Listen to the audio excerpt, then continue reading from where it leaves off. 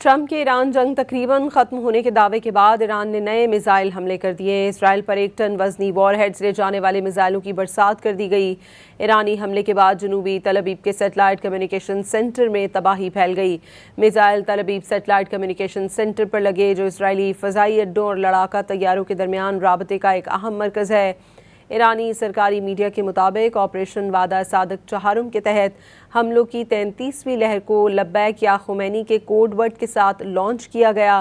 اس دوران تل ابیب میں خطرے کے سائرن بج اٹھے اور فضا میں آگ کے شعلے دکھائی دیے۔ عرب میڈیا الجزیرہ کے مطابق اسرائیلی دارالحکومت میں ایرانی میزائل سے 2 اموات ہوئیں۔ ایران کے میزائل حملوں سے کویت اور سعودی عرب میں امریکی فوجی اڈوں کے قریب دھماکوں کی آوازیں سنائی دیں۔ ایرانی ڈرون نے بحرین میں امریکی فوجیوں کی پناہ گاہ ہوٹل کو نشانہ بنا ڈالا۔ بحرینی وزارت داخلہ کے مطابق منامہ میں رہائشی عمارت پر ایرانی حملے میں 1 شخص ہلاک اور دیگر زخمی ہوئے۔ امریکی میزائل بحرین میں رہائشی علاقے پر جا گرنے سے متعدد شہری زخمی ہو گئے۔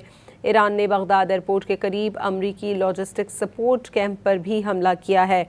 ایرانی فورسز نے عراقی شہر اربیل میں ایک بار پھر ڈرون حملہ کر کے اپوزیشن گروپ کو نشانہ بنایا ہے۔ ایران کی جانب سے شامی سرحد پر اپوزیشن فورس کو نشانہ بنایا گیا، جس سے 4 افراد زخمی ہونے کی اطلاعات ہیں۔